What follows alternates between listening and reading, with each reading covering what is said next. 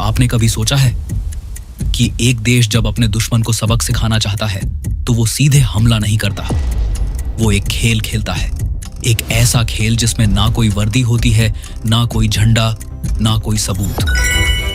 फिल्मों में देखा होगा आपने, जय और वीरू जैसे छोटे मोटे मुजरिम जो किसी बड़े मिशन के लिए इस्तेमाल होते हैं, लेकिन असल जिंदगी में भी यही होता है। CIA करती है, KGB करती थी, रॉ करती है, ISI करती है, और आज की कहानी एक ऐसे ही ऑपरेशन की कहानी है। वो ऑपरेशन जो लगभग कामयाब हो गया था अगर कोरोना ने रोका ना होता। पार्ट एक, दुश्मन का नाम, हाफिज सईद, 31 से 4। दोस्तों, हाफिज सईद, यह नाम सुनते ही रोंगटे खड़े हो जाते हैं। हिंदुस्तान के लिए यह शख्स सिर्फ एक इंसान नहीं, एक जख्म है। 26/11/2008 मुंबई, 160 से ज्यादा बेगुनाह लोग मारे गए। होटल ताज में गोलियां चली, CST स्टेशन पर खून बहा, और इस पूरे नरसंहार के पीछे एक ही नाम था, हाफिज सईद। लश्कर ए तैयबा का मुखिया, पाकिस्तान का हीरो, दुनिया का मोस्ट वांटेड। अमेरिका ने उस पर $10 मिलियन का इनाम रखा था। इंडिया उसे पकड़ना चाहती थी, मारना चाहती थी, लेकिन वो था पाकिस्तान की गोद में, पाकिस्तान आर्मी की छत्र छाया में।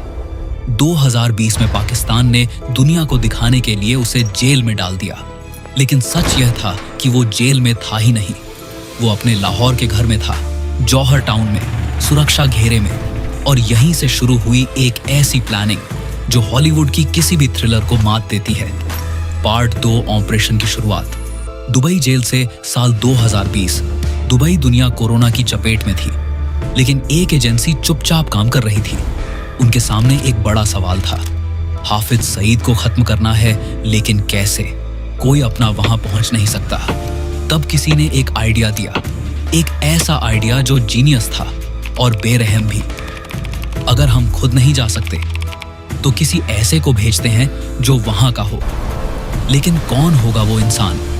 उसका कोई क्रिमिनल रिकॉर्ड नहीं होना चाहिए, वो सस्पिशियस नहीं लगना चाहिए, और वो किसी भी कीमत पर काम करने के लिए तैयार होना चाहिए। दुबई की जेलों में तलाश शुरू हुई ऐसे पाकिस्तानी कैदी जो किसी टेररिज्म केस में नहीं, बल्कि फ्रॉड, फाइनेंशियल क्राइम या किसी और मामले में बंद थे। महीनों की खोज के बाद एक नाम मिला, नावेद अख्तर, क्लीन रिकॉर्ड, लंबी सजा और जिंदगी से थका हुआ। यही है हमारा इंसान। अब खेल शुरू होता है। एजेंसी के एक आदमी ने एक पाकिस्तानी नागरिक की पहचान बनाकर उस कैदी से जेल में मुलाकात की।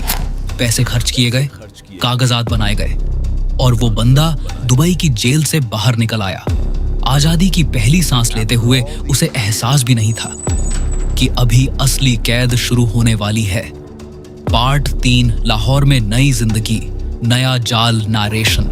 बाहर आने के बाद उस पाकिस्तानी नावेद अख्तर को कहा गया, तुम्हें पाकिस्तान वापस जाना है, वहां एक बिजनेस शुरू करना है। पैसे हम देंगे 75%, तुम्हारा सिर्फ 25% हिस्सा। वो खुश हो गया। घर वापसी, नया बिजनेस, पैसे भी। वो लाहौर पहुंचा, लेकिन उसे घर लेने का एक स्पेसिफिक इंस्ट्रक्शन था। घर लाहौर के जोहार टाउन में लेना है, board of revenue housing society के पास। उसे इसकी वजह नहीं बताई गई, लेकिन वजह यह थी, यही इलाका है जहां हाफिज सईद रहता है। नंबर 116 उसी कॉलोनी में घर लेने से भारतीय एजेंसी के लोग बिना शक के आ जा सकते थे। फिर उसे एक ऑफिस लेने को कहा गया, ऊपरी मंजिल पर। कंस्ट्रक्शन का बिजनेस शुरू हुआ, पैसे आते रहे, काम चलता रहा।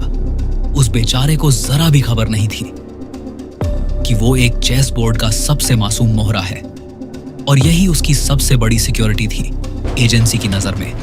अगर कभी पकड़ा जाए तो बता कुछ नहीं पाएगा, क्योंकि जानता कुछ नहीं था। पार्ट 4, कार बॉम्ब और ह्यूमन बॉम्ब की तैयारी, असली प्लान एग्जीक्यूट होना शुरू हुआ।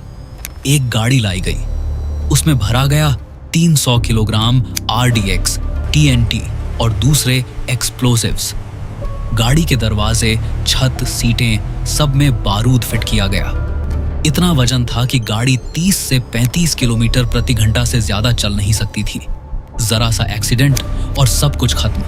प्लान था इस कार को हाफिज सईद के घर नंबर 116 के दरवाजे से टकरा देना। धमाके में वो और उसके आसपास के सब लोग खत्म हो जाएंगे। लेकिन गाड़ी को वहां कौन ले जाएगा? यहां आता है ह्यूमन बॉम्ब। अफगानिस्तान के एक ट्रेनिंग कैंप से एक इंसान को तैयार किया गया था। उसका ब्रेन वॉश किया गया था। उसे बताया गया था, तुम शहीद होगे, जन्नत मिलेगी, यही तुम्हारा मकसद है। वो दुनिया से कटा हुआ था। कोई टीवी नहीं, कोई अखबार नहीं, बस एक ही बात बार बार। क्योंकि एजेंसी जानती थी, अगर उसने एक बार भी बाहर की दुनिया देख ली, माँ बाप, बच्चे, रिश्ते, जिंदगी, तो वो ह्यूमन बॉम्ब नहीं रहेगा, इंसान बन जाएगा। इसीलिए उसे आइसोलेट रखा गया था। हर सेकंड, हर मिनट उसे भी लाहौर पहुंचाया गया। सब तैयार था। कॉलोनी में घर था, पड़ोसियों से दोस्ती थी, गार्ड से जान पहचान थी, कार बम तैयार थी, ह्यूमन बम तैयार था। बस एक दिन का इंतजार था। पार्ट 5 कोरोना ने बदल दी पूरी कहानी। साल 2021 ईद का वक्त था। जो हैंडलर इंडियन एजेंट दुबई से उस पाकिस्तानी नावेद अख्तर को हैंडल कर रहा था, उसने अचानक कहा, मुझे एक दिन के लिए घर जाना है। एजेंसी ने मना किया। कोरोना था, ट्रैवल रिस्की था, ऑपरेशन करीब था, लेकिन वो नहीं माना। गया। घर पहुंचते ही बुखार चढ़ा। उसे हॉस्पिटल ले गए। टेस्ट हुआ, कोविड पॉजिटिव, और फिर उसकी मौत हो गई। एक वायरस ने एक ऑपरेशन को तोड़ दिया। जो दुश्मन नहीं कर पाए, वो एक बीमारी ने कर दिया। भारतीय एजेंसी के सामने अब सबसे बड़ी मुसीबत थी। वो लाहौर में बैठा पाकिस्तानी नावेद अख्तर अब किसी नए चेहरे को नहीं जानता था। उसने हैंडलर का चेहरा देखा था, उसकी आवाज पहचानता था, उसके दोस्तों को जानता था। एजेंसी ने एक रास्ता निकाला। किसी और ने फोन किया, बोला वो हॉस्पिटल में है, कोरोना है, जल्द ठीक होंगे, तुम काम जारी रखो। लेकिन एक दिन उसे पता चल गया, वो नहीं रहे, और उसे शक हुआ। पार्ट 6 ऑपरेशन लीक और आखिरी फैसला उस पाकिस्तानी नावेद अख्तर ने अपने किसी रिश्तेदार को बताया, जो पाकिस्तान पुलिस में था। पुलिस वाले ने सुना और सीधे हाफिज सईद के आदमियों के पास गया। आपकी जान खतरे में है, एक बड़ा अटैक होने वाला है। हाफिज सईद के लोगों ने पहले सीरियसली नहीं लिया, लेकिन जब उसने डिटेल्स बताई, घर, ऑफिस, कंस्ट्रक्शन कंपनी, तब सब समझ में आया। हाफिज सईद को तुरंत वहां से निकाल दिया गया। सिक्योरिटी बढ़ा दी गई। नंबर 116 का दरवाजा अब बंद था। इधर एजेंसी के सामने सबसे बड़ी प्रॉब्लम थी। 300 किलो बारूद से भरी गाड़ी खड़ी थी। उसे वैसे छोड़ नहीं सकते थे, और उसे चला भी नहीं सकते थे विदाउट ट्रिगरिंग एन एक्सप्लोजन। आखिरकार फैसला हुआ, घर के मेन गेट के करीब, जहां से हाफिज सईद का घर सिर्फ 40 से 45 कदम दूर था, वही गाड़ी ब्लास्ट की जाए। शाम का वक्त चुना गया, जब बच्चे और औरतें घर के अंदर होती हैं। जून 2021 एक जबरदस्त धमाका हुआ। पूरी कॉलोनी कांप उठी। हाफिज सईद के घर की खिड़कियां टूट गईं। 3 लोग मारे गए, 24 घायल हुए, और हाफिज सईद बच गया। कहते हैं उसे उस धमाके में दिल का दौरा पड़ा था, लेकिन वो जिंदा था।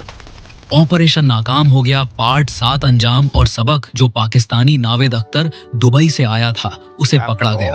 उसके 3 से 4 साथियों को भी पकड़ा गया। पाकिस्तान की अदालत ने चारों को फांसी की सजा सुनाई। उन्हें पता भी नहीं था आखिर हुआ क्या था। उसको जेल से छुड़ाया गया था एक नई कैद में डालने के लिए, और एक को जन्नत का वादा किया गया था किसी और के एजेंडा के लिए। इंटेलिजेंस की दुनिया में कोई किसी का दोस्त नहीं होता, सिर्फ मोहरे होते हैं। और सबसे बड़ी आयरनी, जो ऑपरेशन नाकाम हुआ वो एक वायरस की वजह से, एक ऐसी चीज की वजह से जो न देश देखती है, न दुश्मन, न एजेंट, न हैंडलर। कभी कभी तकदीर सबसे बड़ी इंटेलिजेंस एजेंसी होती है। अगर वो इंडियन हैंडलर जिंदा रहता, अगर ऑपरेशन लीक ना होता, अगर कार सीधे 116 नंबर तक पहुंच जाती, तो शायद आज की कहानी का अंत अलग होता। लेकिन इतिहास में अगर नहीं होता, होता है सिर्फ जो हुआ। दोस्तों, यह कहानी सिर्फ एक ऑपरेशन की नहीं है। यह कहानी है उन लोगों की जो अपनी जान दे देते हैं, जाने हुए को, अनजाने को। यह कहानी है एक ऐसी दुनिया की जो हम नहीं देखते, लेकिन जो हर रोज चलती है हमारी सरहदों पर, हमारे दुश्मनों के दरवाजों पर। अगर यह कहानी आपके दिल तक पहुंची तो एक काम कीजिए, चैनल को सब्सक्राइब करिए, बेल आइकॉन दबाइए और यह एपिसोड अपने किसी दोस्त को शेयर करिए, क्योंकि यह कहानियां सुनाई जानी चाहिए